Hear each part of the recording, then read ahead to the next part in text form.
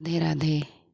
तपस्या का फल। बहुत वर्ष पूर्व ऋषि मुनि भगवान को पाने के लिए कठोर तपस्या करते थे। यह तपस्या कैसी रहती थी? एक पांव पर खड़े होकर नमस्कार की मुद्रा में भगवान का नाम जप करना, पानी में नमस्कार की मुद्रा में खड़े रहकर अखंड भगवान का नाम जप करना, हिमालय जैसे पर्वत पर जाकर अत्यंत ठंड में एक ही जगह अनेक वर्षों तक बैठकर नाम जप करना, इस प्रकार तपस्या की जाती है। तपस्या के समय ना कुछ खाया जाता है और ना ही पानी पिया जाता था। इसी प्रकार कठोर तपस्या करने के बाद भगवान भक्त पर प्रसन्न होकर उन्हें आशीर्वाद देते थे।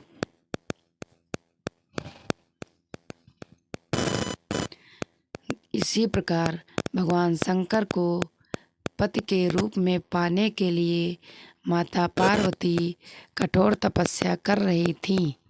तपस्या के समय वह भगवान के चिंतन में ध्यान मग्न बैठी थीं। उनकी तपस्या पूर्ण ही होने वाली थी कि उसी समय उन्हें एक बालक के डूबने की चीख सुनाई दी। माता तुरंत उठकर वहां पहुंची। उन्होंने देखा एक मगरमच्छ बालक को पानी के अंदर खींच रहा है। वह बालक अपने प्राण बचाने के लिए प्रयास कर रहा था तथा मगरमच्छ उसे खाने का प्रयास कर रहा था। अत्यंत करुणामयी माता पार्वती को बालक पर दया आ गई। माता ने मगरमच्छ से निवेदन करते हुए कहा, बालक को छोड़ दो, इसे आहार न बनाओ। उस पर मगरमच्छ ने बोला, माता, यह मेरा आहार है। मुझे हर छठे दिन भूख मिटाने के लिए जो पहले मिलता है वह मेरा आहार होता है। मेरा आहार ब्रह्मा ने निश्चित किया है। माता पार्वती ने फिर कहा, आप इसे छोड़ दें, इसके बदले मैं अपनी तपस्या का फल आपको दूंगी।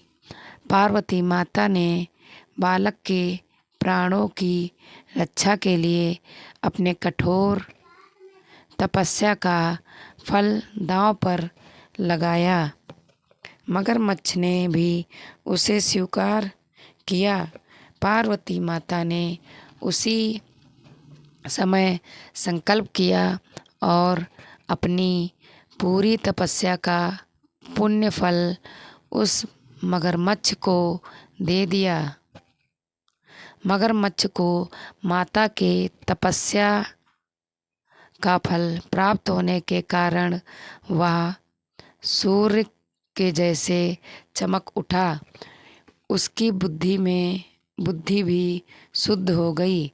उसने कहा, माता, आप अपना पुण्य वापस ले लें, मैं इसे बालक को छोड़ दूंगा। माता ने तो वचन दिया था, इसलिए उन्होंने तपस्या का फल वापस लेने से मना कर दिया और वह बालक को गोद में लेकर ममता से दुलारने लगी। बाद में माता ने उस बालक को उसके घर सुरक्षित लौटा दिया और वे अपने स्थान पर वापस आ गईं।